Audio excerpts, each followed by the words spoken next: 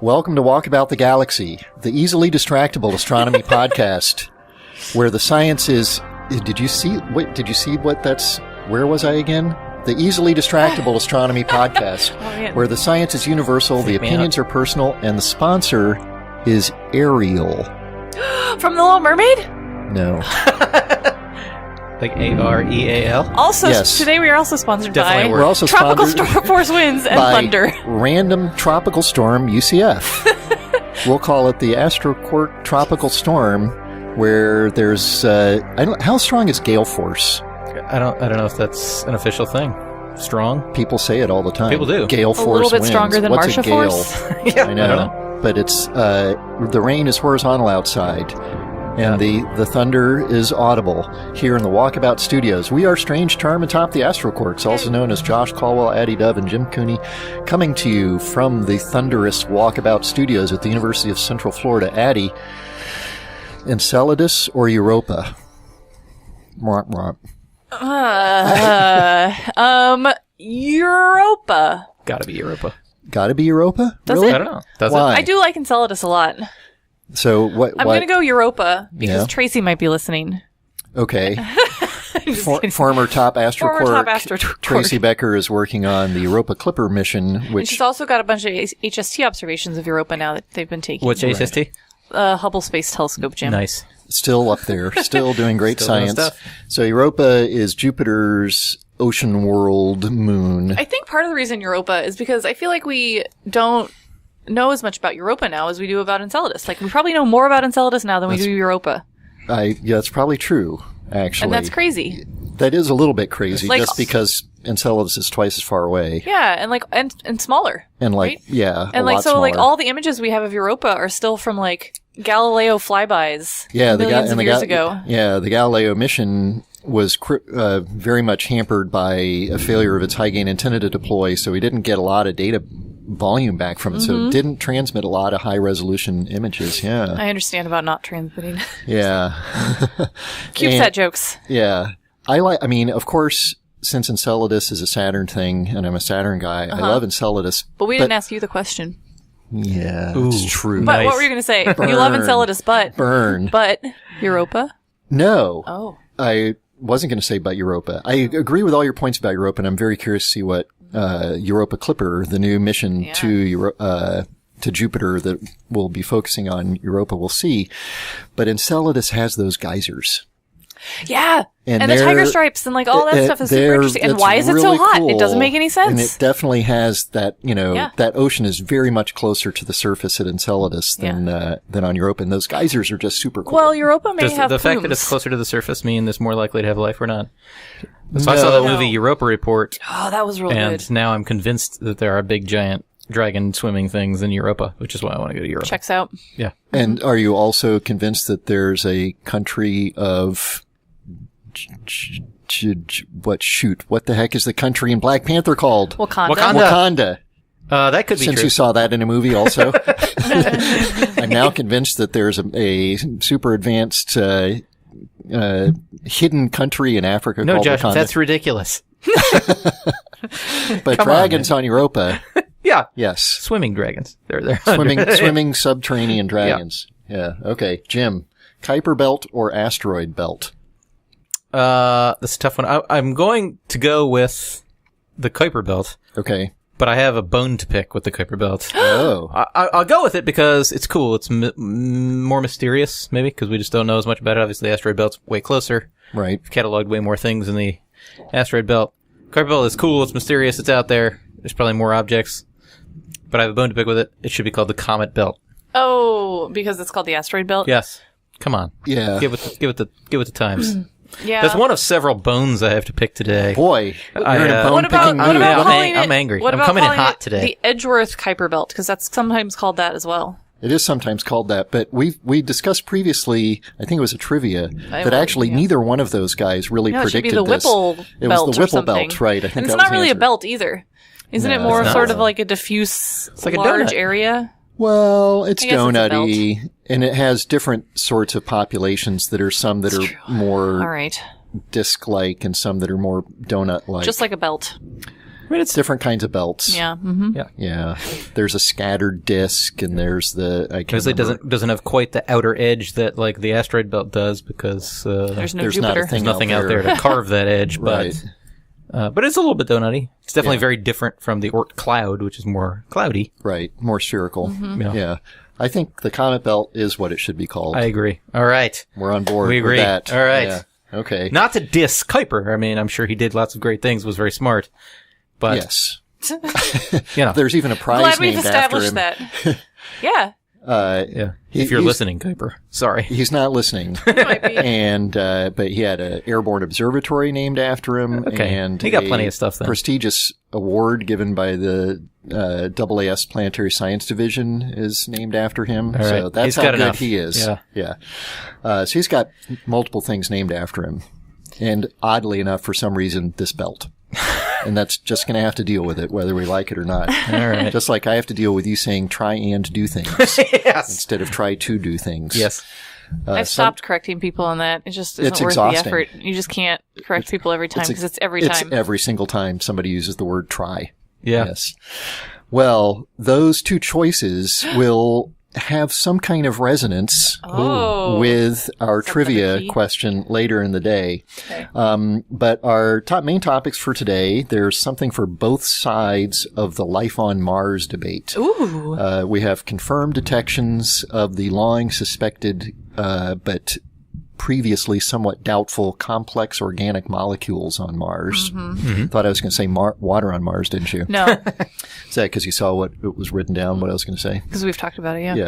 Yeah. But new research says that Mars was probably not warm and wet as long as some have thought it may have been for a Yeah. while. So the sort of argument for life is that Mars was a nice place for several 100 million years, maybe even 1 billion years before it sort of gradually dried off and cooled off. Maybe not.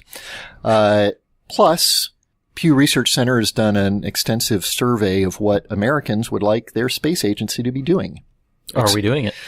We are doing Because we'll find some out. of the things We'll that find out. we are doing the things that they want.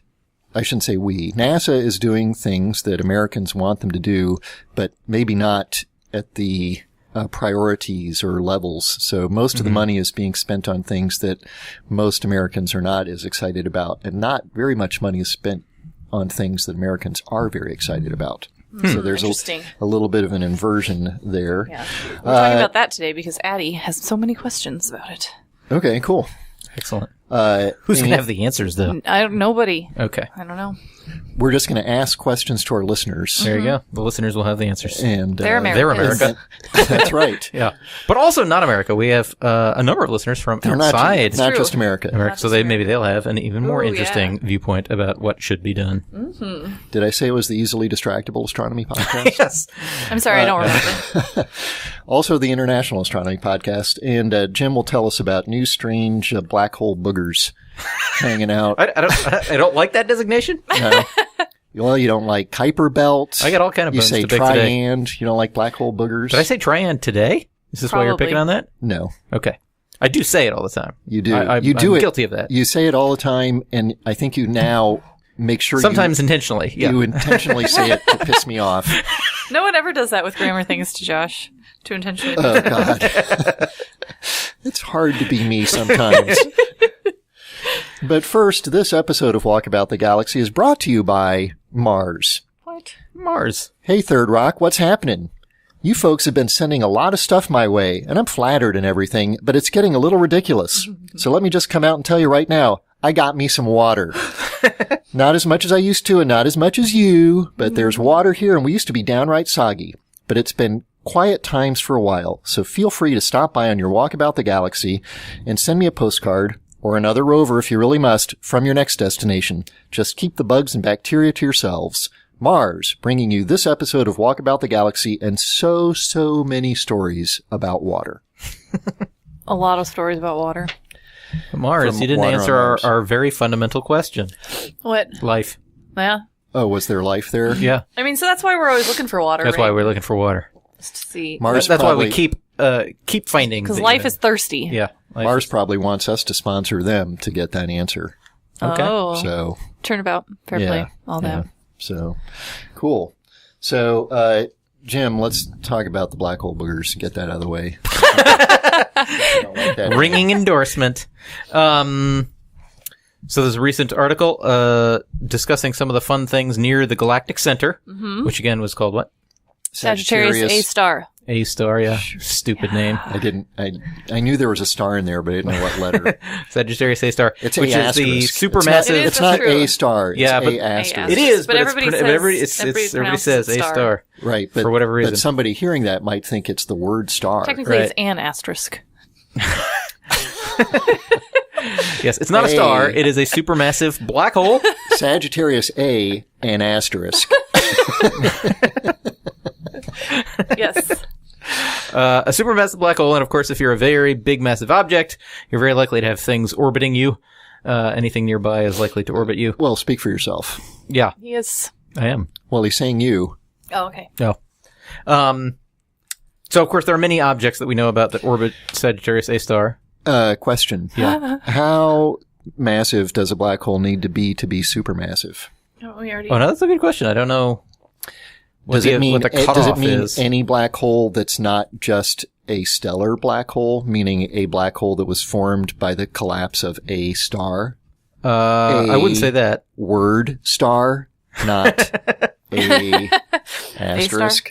I don't think that. I mean, you have there are somewhat bigger black holes made by the merger of other smaller black holes, and I don't think you wouldn't call those supermassive black holes. Right. Black holes that live at the centers of galaxies, those are supermassive black holes. And I don't know precisely what the definition or what the range of things, but these are typically millions to... How big is the one at the center of the Milky Way? 1 million? It's some millions of solar masses. Okay. And that's as far as quote-unquote supermassive black holes go, kind of on the small size, or is that just because we are only really able to see in other galaxies ones, like, to say something about them if they're in the 100 million solar mass range or something like that? I think it's fairly typical of Okay. supermassive black holes. Is there a supermassive black hole at the center of the Magellanic Clouds, for example? No, Probably not. no. 'Cause those So are irregular those galaxies. small, irregular dwarf galaxies often do not have supermassive. Sometimes they do, but often do not. But every large spiral and elliptical galaxy. How that about we've found- Andromeda? That's our nearest neighbor. Yeah, that has a supermassive black hole. How super is it? That's Is a it- good question. Is it better than ours? I don't think so. I don't know. Okay. I don't know. All right. Tangent concluded. Tangent concluded. So around the million solar mass, So I think it's 4 million, 4 Sagittarius point something million. A, an asterisk black hole Mm-hmm. at the center of the Milky Way. There are some. What are these things? So there's some objects. So there are certainly a bunch of known stars that orbit fairly close to the center and orbit the galactic center. But now there are some objects that are these kind of, they're not stars, but they're big clouds of gas and dust that probably are surrounding stars, but we are not sure. Like molecular clouds? Well, like, I don't know. I mean, it's like stars with extremely puffy atmospheres, so that this shroud of gas and dust is hiding our view of the star inside. And there's a weird object. You don't see them just sprinkled around the galaxy as a whole, only very close to the center of All right, now, the galaxy. are they close enough to Sagittarius A, an asterisk, for this to be just like a tidal disruption of a big massive star? Well, that you're pulling its outer layers away from it? no, it's not quite that, but it is related. So, it's, I think the idea is that these are binary star systems where the influence of the supermassive black hole has caused the two binary stars to merge and temporarily become a very big bloated single star. Oh. If you gave it another million years or so, I think each one of these things that would have that gas stripped away by tidal forces from the black hole. So they're short-lived things. Aren't these the things that instead of calling them boogers, the one article called them G objects? Yeah. So they're like labeled that like name better. G1 through G5. There's 5 of these known things. Okay. G G1, objects. G, yeah. But I don't know. It's Where a weird. did that G come it's a from? weird thing. They're big gas clouds, I think, right? Like, big clouds of gas 1 through 5. One thing that I thought that this was cool that this highlights is the laws of physics are shockingly simple, yeah. but they give rise to this ridiculously. We learned that one law of physics. It's just R equals G pi T. G pi T. So far away from correct, but it highlights the fact that this mechanism that produces these, when you have two stars orbiting each other, a binary star system, if you put them in orbit around a third really big massive thing, that's what we call the three-body problem, right, in physics, which is this famous thing where it's just three objects, each attracted to each other with a very simple law, right, this G(m1, m2 over r squared that you learn in your physics class. Very simple, easy to calculate, easy to figure out what happens if you just have two things. If you just add a third thing in, it's intractably difficult. It's so much complicated. Right? That's such to me, that's the real beauty, or ridiculous. one of the beautiful things about physics is simple rules lead to really complicated phenomena. In fact, so complicated that we cannot analytically calculate what happens. You can't write down what happened with three things. Yeah. And one of the things that turns out that happens is puffy.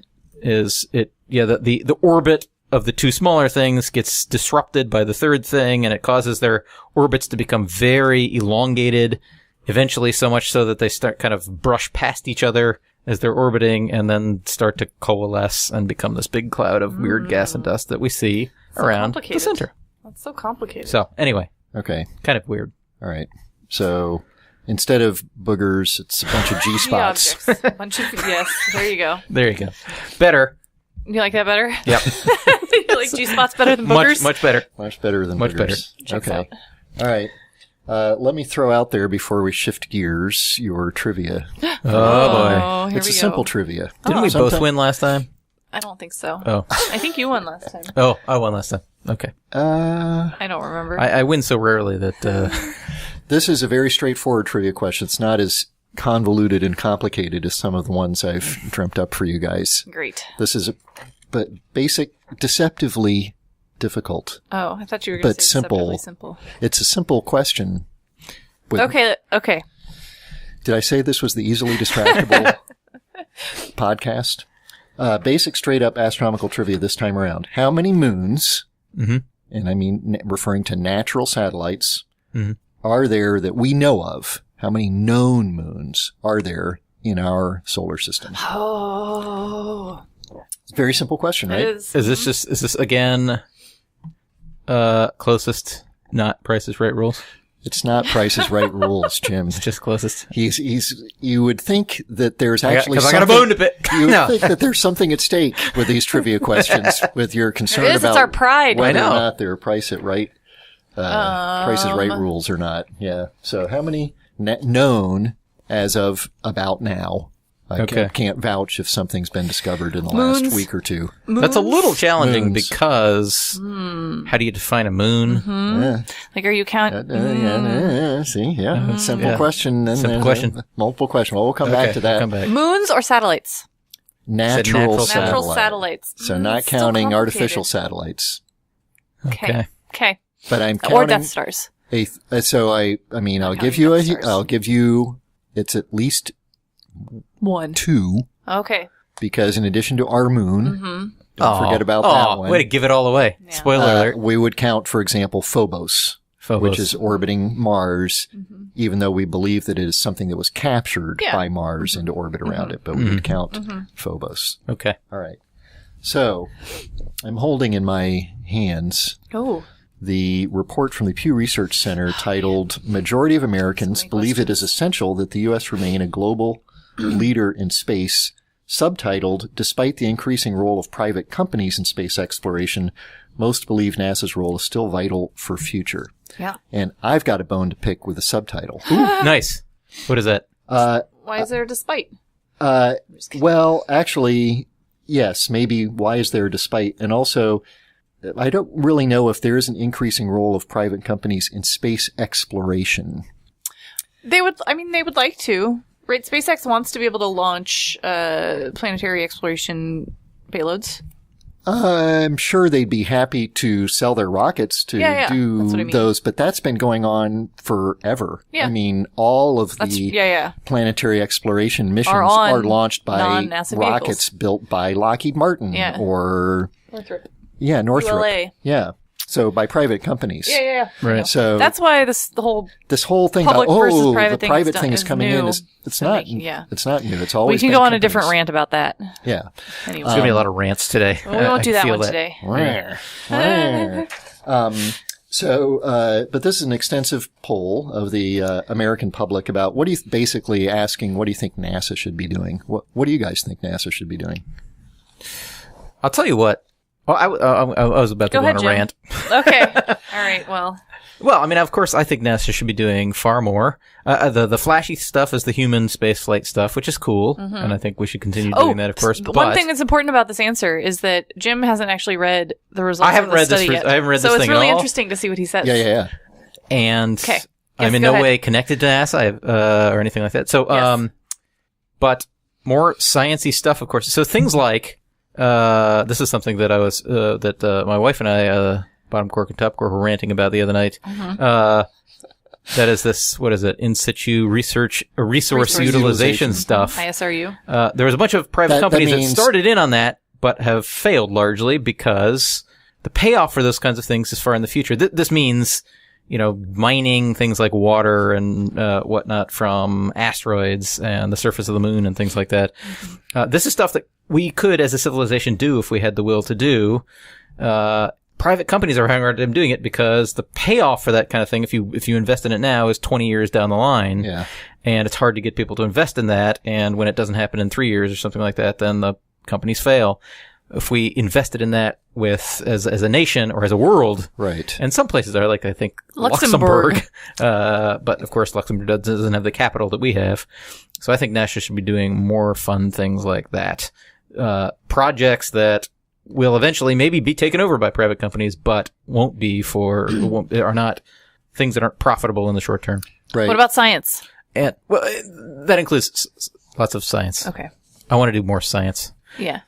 What would you say is the most important thing? What would you say should be We're doing NASA's our own top research priority? poll right now. I'm doing a poll of 2. Yes. What do you think should be NASA's top priority? NASA's top priority? Mm-hmm. Does that mean spend the most money on, or what does that mean? It means what should be NASA's top priority. Okay. Scientific exploration. If you're here's what I mean. No, to give a less flippant answer, if you're prioritizing things, you'd say, okay, I'm going to make a priority list of things, and then I've got a budget, that Congress gives me, and if I'm going to spend the money that I need to spend to do my top priority thing. Well. Yeah. Okay. And then if I've got money left over, I'm going to spend that money to do priority 2 thing well. Right. And I'm going to go down until I don't have money to spend on the lower priorities. Yeah. So the priority 1 thing, if it's, something like, send humans to Mars, maybe that is going to eat up. That's the tough thing about it, right? So that's $100 billion thing, whereas maybe $1 billion gets you a trip to Europa or something like that, and not a person, right? A spacecraft trip to Europa. And for me, I would say that the $1 billion spent on the Europa trip. Okay, what's your top priority? Europa. Bam. Okay. Right. So I'm gonna generalize that down to sort of fundamental planetary exploration or something like that. Scientific exploration of the solar system. Scientific exploration of the solar system and galaxy. Okay. All right. Addie, what's yours? Then we'll find out what our fellow Americans say. So I agree. I mean, I obviously think that NASA as an institution should be focused on science priorities. However, like in NASA's mandate, it was mandated to be a National Aeronautics and Space Administration, right? So like part of that is advancing a lot of technology. And so like I think it's not just science, it's also doing a lot of technology development. And here it's this old argument of like sometimes NASA and the government can do things that private companies, as you were just saying, right, don't have the resources to do. And that's the whole thing, is they get out there and they can make these advances and they can pay researchers to make advances. Mm-hmm. And then private companies are like, yeah, we'll profit from this, right? And that's a great model, and I like that model. Mm-hmm. So but I also like the moon. The Pew Really? the Pew Which Research is why I have so many questions about the results of this thing. the Pew Research results are broken down as whether something is a top priority or important but not a top priority, or not important or don't do it. And your answer, Jim, would say maybe conduct basic scientific research to increase knowledge of space was identified as either a top or an important priority by 87%. Oh, yay. But Yeah. 47% said top, 40% said bottom. No, 40% I was just said gonna make that joke. 40% said important but lower priority. The one that got, or the two that basically got the same highest percentage for top priority were monitor key parts of the Earth's climate system. Okay, yeah. Mm-hmm. Oh, And monitor asteroids and objects that could potentially hit the Earth. Yeah. Oh no. You don't think that should be a top That priority? should be an absolute bottom priority. you don't think planetary protection should be a top priority? Absolutely not. Why? Because the chances of us being hit by a thing like that Are is huge. minusculely small. No, it's not. Think Chelyabinsk. Yeah. Who cares? Chelyabinsk is irrelevant. It's Oh, not it's not irrelevant. I mean, it's If relevant to the 800 Chelyabinsk- people that got glass shards in them or whatever, and that sucked. But like, Yeah. I think that this is one of those things. This is a So this really would good depend on- argument, by the way. This would depend on how much money it would cost, perhaps. Of course. I mean, But if that's it's the thing. Like, if it's monitoring for inexpensive- stuff like that doesn't cost that much. Sure. Right. You just have to have good telescopes that are dedicated to doing that. And we do have some. NASA's spending about ballpark a few tens of $1 million a year on projects that are helping us understand the population of objects that could hit us.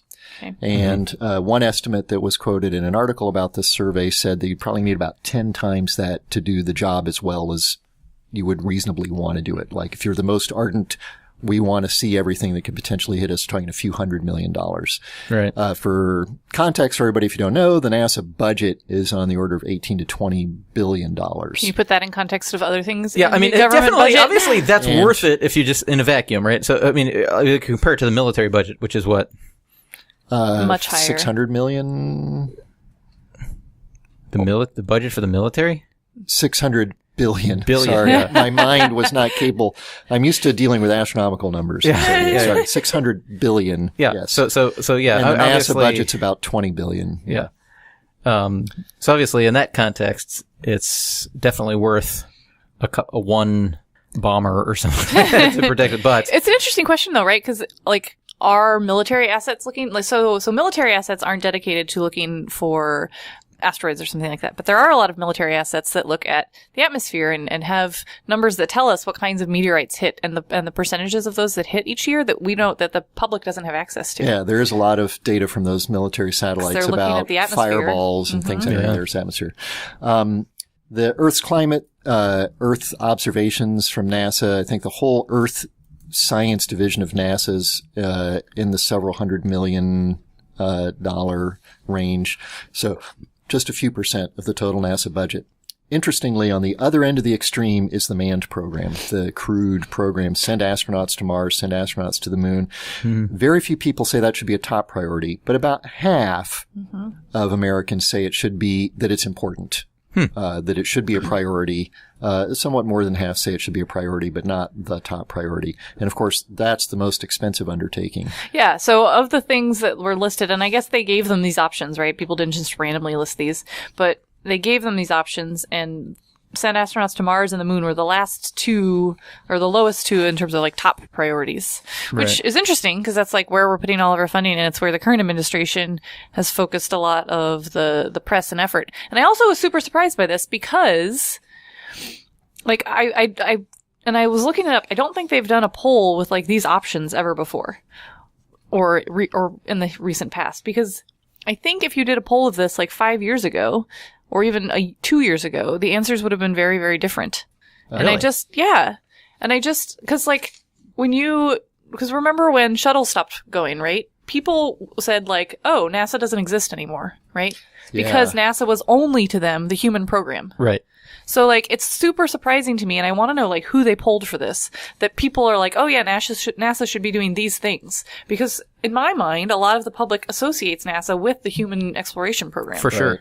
Well, And so, like, I'm surprised, so I was shocked by these results. Well, one of the interesting things about the poll also is that it showed that a tiny Oh yeah. fraction of Americans Care. actually are paying attention to anything going on with space exploration. Yeah. 7% is, say they have, quote, heard a lot about NASA in the past year and a lot about private space companies. About 22% of Americans have heard nothing at all about either of these, and the rest somewhere in between those extremes. So people are not, I do research funded by NASA, and after the last space shuttle flight, people are like, "Oh, Josh, sorry you lost your job." Yeah. And, Right. No. oh, NASA's, they're still Cassini's open. still going. They're still open. You know, Yeah. I got that kind of comment and question from people. Interesting. Yeah. Okay. And it also, also with that survey, then they did ask about some of the new space companies. And one of the questions was like, do you think that these companies will be profitable and things like that? But also there's a funny question about if they're going to keep space clean, which like, why are they asking yeah. about space junk to the public? I mean, the public, if you tell them about it, are interested. Right. But like also, They're, it's I'm sort sure of a have random no, question. I'm I don't sure know. based on my interactions with introductory astronomy and physics students Yeah. have no knowledge whatsoever of what the current status of like space debris and garbage Yeah. Yeah. is. That's not as simple as like how clean our environment is. Mm-hmm. Yeah, but I mean, so they did, but the poll did show that most people thought that monitoring climate. Yeah, I was stuff going to say should that's be that's the at least highest. encouraging. Yeah, an right? encouraging result, because that's one of the things that the current administration wants to cut significantly, right? Mm-hmm. The spending on that kind of thing. When obviously the vast majority of scientists say that's a really important thing to do. Yeah, How about going to space for you guys? You want to go? of course. You alady know that. I already know. Eddie definitely does. I don't to think the I do. moon. You don't think you want to go? Well, it's like my part of my brain says absolutely. That'd be a crazy awesome Adventure. but my animal brain would not allow me to Would do not it. allow you to do can't. I can't even do what do you call those things at Parabolic Airplanes? an flights, amusement park? roller roller coasters. Roller coasters. Really? I can't do a roller coaster. Seriously? Going to space is Can't not do a roller coaster. Yeah, it's way more terrifying. Even No. though, yeah, It yeah, is more terrifying. it's more terrifying. So it's because it's not like because Because you're strapping yourself to a rocket. when you do but- this and then the roller coaster when you're going up, so Yeah. when they're ratcheting you up the thing, Yes. You're having I'm just a freak out. I'm having a panic attack the entire time. Even though it's not obviously there's no real danger or anything like that. It's Yeah. just it's a perceived danger, and going into space, it's like that. But then there's actually also real danger. I If you would went- freak out. If you went on the Vomit Comet with us sometime, I would not. You would totally then be able to handle any roller coaster for the rest of and your also life. like any turbulence on any flight. Yeah. Yeah, Like that because stuff means nothing. when I went, I like also roller don't mind coasters, but big intense roller coasters I would get pretty anxious about. Yeah. And then after the first couple flights I did on the Vomit Comet, then I went on one of these crazy roller coasters somewhere, it might have been in Vegas or something like that. And I was just like, I totally got this. I'm just like, this is no big deal. I think the one flight we were on, the Vomit Comet flight, we'd gotten up out of our seats to like go get ready. It's the beginning of the flight. We were getting ready for our payloads, and it was really bad weather flying out to where we were going, and so we hit this patch of turbulence, and they were like, everybody needs to sit on the ground right now. Like we were already out of our seats, we weren't belted in or anything, Yeah. but like we were about to hit some turbulence. And the coolest thing about that was that there were accelerometers on the plane, and so you could see what your Oh. G level was as you were going through the turbulence. Nice. And we got to like 0.3 Gs Yeah. in turbulence, and we're like flopping up and down off the ground. It was awesome. That's why I'm not worried generally Well, about turbulence. I mean, different folks have different tolerances Yeah, for this yeah, kind of yeah, thing. yeah. I'm a big wimp when it comes to this stuff. That's why I don't think I can handle going to space. Only about 42% of Americans say they would definitely or probably be interested in Yeah. going into space personally. That's pretty good. That's higher than I and expected, there's actually. lots of That's different hundreds of millions of people. That's true. There's lots of different Happy to ways of send 'em. going to space too. I mean, right, there's the joy rides Mm-hmm. that the private companies are banking on wealthy individuals taking, which is just a few minutes Yeah. suborbital ride. The whole excursion on a Virgin Spaceship 2 flight's going to be like an hour with only a few minutes in space. Mm-hmm. Yeah. The whole New Shepard ride from Blue Origin suborbital rocket, the whole thing is 10, 12 minutes. Yeah. Yeah. Oh, wow. But From there's like ignition to touchdown. Bigelow is still working on their inflatable hotels for then- space, right? right, yeah, And so that's then a you could different do story. like a week-long stay In at a orbit. resort in orbit. Wow. See, would you do that? No, no way. Oh, still the But- rocket part is no? Yeah. I mean, I understand. want to say I would. What if we because had a space I want- elevator maybe that was a nice, easy ride up? if I could have some medicine, Oh, yeah, we could drug you. like Scopolamine. Xanax Major- or whatever, something yeah. significant to take the edge off, then I would take probably the really edge like off. it. Yeah. Okay. All right. So before we talk about Mars and water and not water, chemicals and cold temperatures and things like that, let's hear what you think about our trivia. Oh, yeah. Okay. Simple question. How many moons? Eddie. How many known natural moons? No natural moons. Go for it, Eddie. You can't count. I'm counting them Oh, right she's now. adding. Well, okay, so I want to say there's something like 200. If I always forget how many Jupiter has, though. Yeah. If we're doing the If I knew you knew the answer, it would not have been the trivia I know. question. but so if we're doing like the major planetary bodies, but like what about asteroids and like binary asteroids and all that? Okay, since you have both brought that up, that was a potential wrinkle that I was going to gotcha with. But since you already got me with your gotcha, I have both independent numbers. Oh, okay. So let's do one. So I want to say moons it's something like 250 or something of the planets. Of the planets. Okay. And then something like a third or half of asteroids or binary asteroids. So, but not binary. Asteroids with moons is what you have. I want the number of moons that are known. Yeah. It is known. So not based on sampling. Yeah. Known moons. Anyway, your answer for planets, let's handle that one first. Okay. Your answer for planets is 250. I think that's fair. 193. Issues are not allowed. Jim wins. 180. Oh, okay. Jupiter's the winner with 69. That's it? Yeah, that's a lot. I know that's a lot, but I thought it was something higher like than 80 that. or so. Yeah. I thought it was something like, I was thinking like 80 and 70 for Saturn and then a dozen or so for the other couple. No, it's Jupiter has 69, 62 at Saturn, but that's counting one that I probably wouldn't count. It's this thing within the B ring that's only never going to be seen again. We only saw it because we saw its shadow. Oh, a propeller? And it's weird. It's not, it didn't open a gap or anything. So you can only see the shadow it casts. It doesn't do anything else dynamically. So I'm like, I got a bone to pick. What are you saying? You got a bone to pick. Got a bone to pick with that one. About 20 something at each of Uranus and Neptune. That does include that 180 doesn't count Pluto's 5. Nice. Because some people would say Pluto's moons go in the other category of moons around non-planets. Right. Oh. Okay. So how many That's why I was off. how many moons around known moons around non-planets? Including Pluto or not? Yes. Either way. Including there's Pluto, 5 around Pluto, so 5 plus. I'm not counting Pluto's 5 because I put Pluto's 5 in the planet I don't think there are a lot. I don't know. 15. 50. Addie wins. Ah, nice. 343. I thought it was way higher, but I just knew I could go higher than him. So.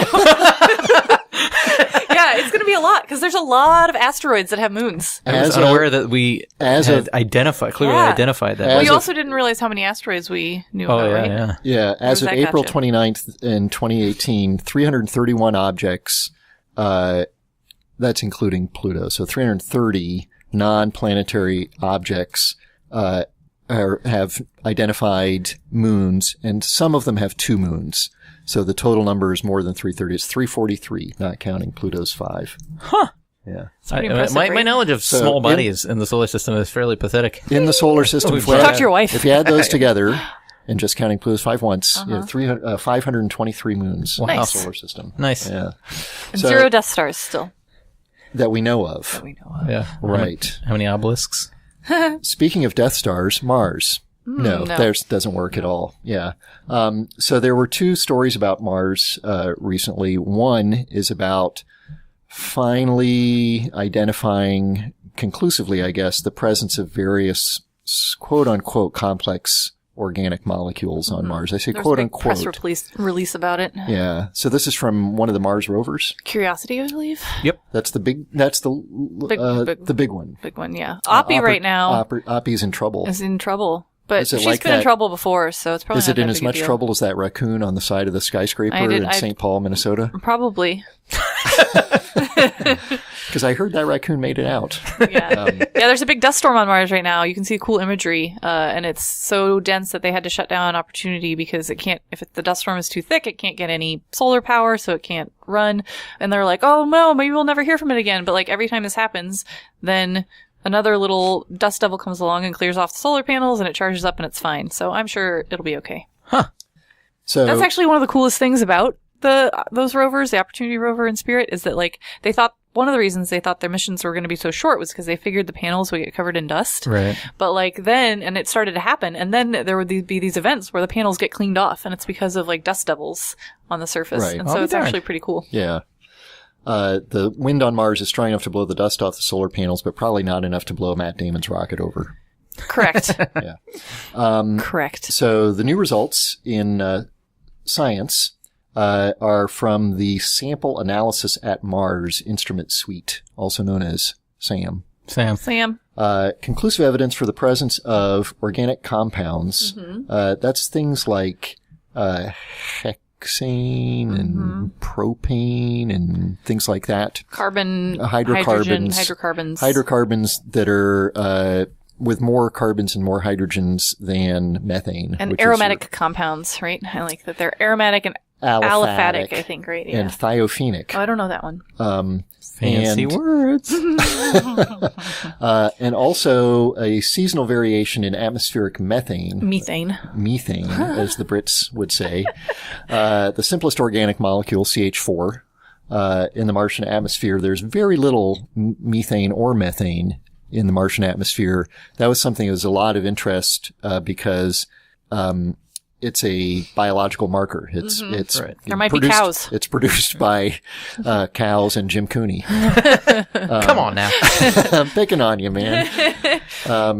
Yeah, and there's been detections of methane from orbiting spacecraft before, but it's always been super controversial. Right. Because it's always like... We're in the 1 or 2 parts per billion. And there's all these Earth ground-based observations of methane on Mars, but it's tricky because the methane lines that you see are like similar to our own atmospheric telluric lines or something like that. And so those observations have always been super controversial.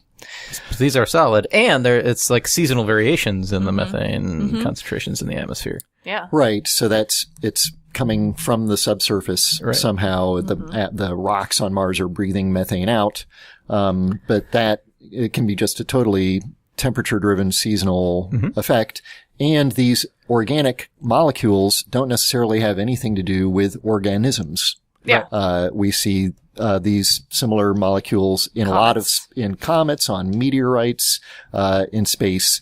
So they were long suspected so-called building blocks of life, but not really saying anything, I think, new about the likelihood of past or present life on Mars. No, not necessarily, but it's interesting partly because this was on the very surface of Mars. You don't see anything like this because the surface of Mars is irradiated constantly with ultraviolet radiation, stuff that breaks down organic molecules. But this was a few inches below the surface, and so it's interesting that complex organic molecules can stay intact reasonably close to the surface of Mars, which means which is a terrible environment. Yeah. Right. The surface of Mars is awful. Yes. The surface of Mars is it's like sterile because of, but if you did have life that did arise in early Mars's history, it could still survive in the subsurface, it seems like, of Mars because it's reasonably protected. Yeah.